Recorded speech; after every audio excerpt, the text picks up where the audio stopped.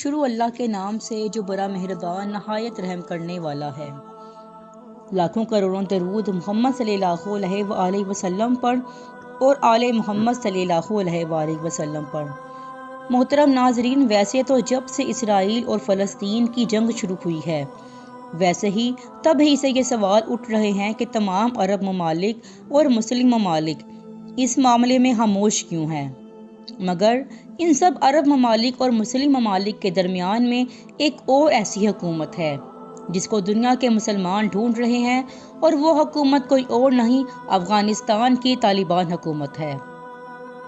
جہاں ایک طرف کئی عرب ممالک اسرائیل کو لگاتار دھمکیاں دے رہے ہیں اور صرف باتوں سے کام چلا رہے ہیں، اور وہیں طالبان حکومت تو ایسے ہے جس نے اس جنگ میں ابھی تک کوئی بیان بھی نہیں دیا۔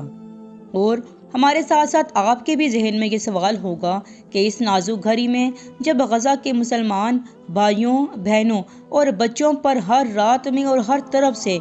آگ برسائی جا رہی ہے تو طالبان کہاں ہیں؟ اس وقت جب امت مسلمہ ایک دفعہ قربانیوں کی داستانیں رقم کر رہی ہے تو انہی لمحوں میں طالبان کیا کر رہے ہیں؟ محترم ناظرین، ویسے تو زیادہ تر لوگوں کو یہی امید تھی کہ اسرائیل اور فلسطین کے اس تنازع میں طالبان کی طرف سے سخت ایکشن لیا جائے گا۔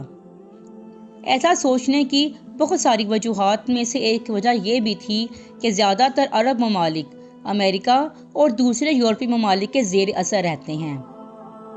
تو وہیں دوسری طرف طالبان ایسا نہیں کرتے، بلکہ وہ تو ان سارے ملکوں کو اپنا سب سے بڑا دشمن مانتا ہے۔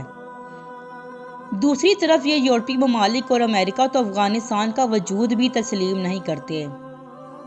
ایسا سوچنے کی ایک وجہ یہ بھی تھی کیونکہ طالبان کو ایسے لوگوں کے سامنے بطور مثال پیش کیا جاتا ہے جو اپنے ملک کی خاطر جنگ لڑ رہے ہوتے ہیں،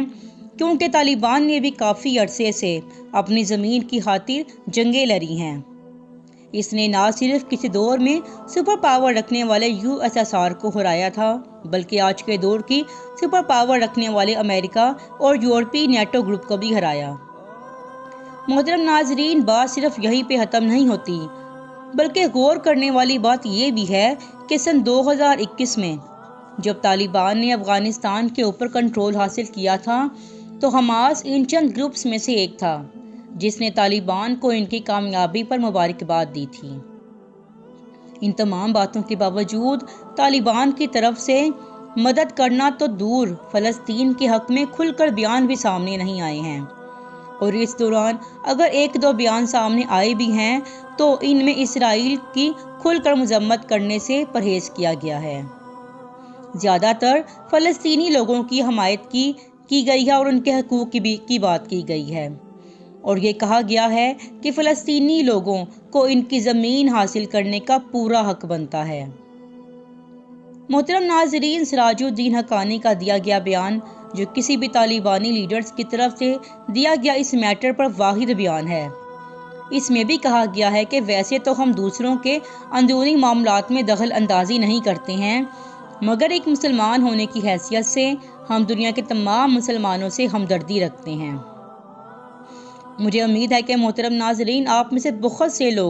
لوگوں نے جب اسرائیل اور فلسطین کی جنگ شروع ہوئی تھی تو اس طرح کی نیوز بھی دیکھی ہوگی جس میں یہ دکھایا جا رہا تھا کہ طالبان کی طرف سے ایران، عراق اور جارڈن جیسے ملکوں سے اجازت مانگی گئی ہے کہ اگر وہ لوگ اپنی زمینیں ہم کو گزرنے کے لیے دے دیں تو ہم اپنے فائٹرز بھیج دیں گے جو اسرائیل سے جنگ لڑیں گے۔ مگر محترم ناظرین، یہ خبر بعد میں جھوٹی ثابت ہوئی تھی، جس میں نہ تو طالبان کی طرف سے زمین مانگی گئی تھی اور نہ ہی اپنے فائٹرز بھیجنے کا کہا گیا تھا۔ مگر محترم ناظرین، اب سوال یہ ہے کہ آخر فلسطین اور اسرائیل کے اس معاملے میں طالبان کا مزاج ایسا کیوں ہے؟ تو مختلف ماہرین مختلف وجوہات بتا رہے ہیں۔ جو قومی وجوہات ہیں ان میں سے ایک وجہ تو یہ ہے کہ طالبان چاہتا ہے کہ یہ معاملہ عرب ممالک ہی مل کر سلجھا لیں، کیونکہ وہ کسی دوسرے کے معاملے میں پڑ کر ایسی غلطی نہ کر بیٹھے جو اس نے 20-25 سال پہلے کی تھی اور جس کی وجہ سے ایک لمبی جنگ میں کودنا نہ پڑے اسے۔ دوسری وجہ یہ بھی ہے کیونکہ طالبان کو خود بھی ایک لمبی جنگ لڑنے کے بعد ابھی 1-2 سال پہلے ہی افغانستان میں کنٹرول حاصل ہوا ہے، اور اسے خود بھی دنیا کے زیادہ تر لوگ ویلیو نہیں دیتے، اور وہ جانتا ہے کہ فلسطین کے اس معاملے میں کود کر فلسطینیوں کا بھلا ہونے کی بجائے انٹرنیشنل طور پر زیادہ نقصان ہی ہو سکتا ہے۔ اس کے الٹ ایک لمبے عرصے سے طالبان حکومت اپنے آپ کو ریکگنائز کرانے کے لیے دنیا کے دوسرے ممالک سے کنٹیکٹ کر رہی ہے۔ حالانکہ محترم ناظرین، طالبان اپنی ان کوششوں میں کامیاب ہوتا ہوا بھی نظر آئے ہیں۔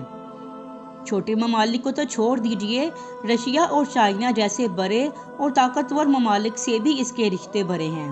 اور اس کی ان ممالک سے ڈیلز بھی ہوئی ہیں۔ اسرائیل اور فلسطین کے معاملے میں جو اس نے دوری بنائی ہوئی ہے، اس کی وجہ اس کے اندر کے اپنے اندرونی معاملات ہیں، کیونکہ غریبی، اکنامیکل پرابلمز یہ افغانستان کو بڑے چیلنجز ہیں، اور ان چیلنجز کے درمیان میں ایک اور نیا چیلنج آ گیا ہے 17 لاکھ ریفیوجیز کا، کہ جن کو پاکستان کی طرف سے افغانستان بھیجا جا رہا ہے، اور یہ افغانستان کے لیے ایک بڑا چیلنج ہے، کیونکہ اتنے سارے مسائل کے ساتھ ایک نئے چیلنج کا سامنا کرنا اس کے لیے مشکل ہے۔ ان ریفیوجیز کے لیے گھر کا انتظام کرنا، ان کے لیے روزگار کا انتظام کرنا، اور ان کو روٹین میں کیسے لایا جائے گا، تو طالبان کو ان کا بہت بڑا سامنا ہے۔ ہم اپنی طور پر یہ کہہ سکتے ہیں کہ طالبان اپنے اندرونی معاملات میں اتنا الجھا ہوا ہے کہ وہ اسرائیل اور فلسطین کے معاملے میں مداخلت کر ہی نہیں سکتا۔ محترم ناظرین، اصولی طور پر تو مسلمان برادری اور طالبان سمیت سب کو کھل کر فلسطین کے ساتھ کھڑا ہونا چاہیے تھا، اس کی امداد کو آنا چاہیے تھا، لیکن بیشتر مسلم ممالک دونوں اطراف کو صبر اور تحمل کا مشورہ دے رہے ہیں۔ دنیا میں کم و بیش 50 مسلمان ممالک ہیں، ان میں 1.5 ارب مسلمان بستے ہیں۔ بیشتر مسلم ممالک تو تیل کی دولت سے بھی مالا مال ہے، لیکن المیہ دیکھیے کہ یہ ممالک صرف فلسطین کے مسئلے کو حل کرنے کے لیے قاصر ہیں۔ سوچ طلب بات یہ ہے کہ ہم مسلم امہ فلسطینیوں کے حق میں صرف دعائیں کر رہے ہیں اور زبانی جمع خرچ دے رہے ہیں انہیں۔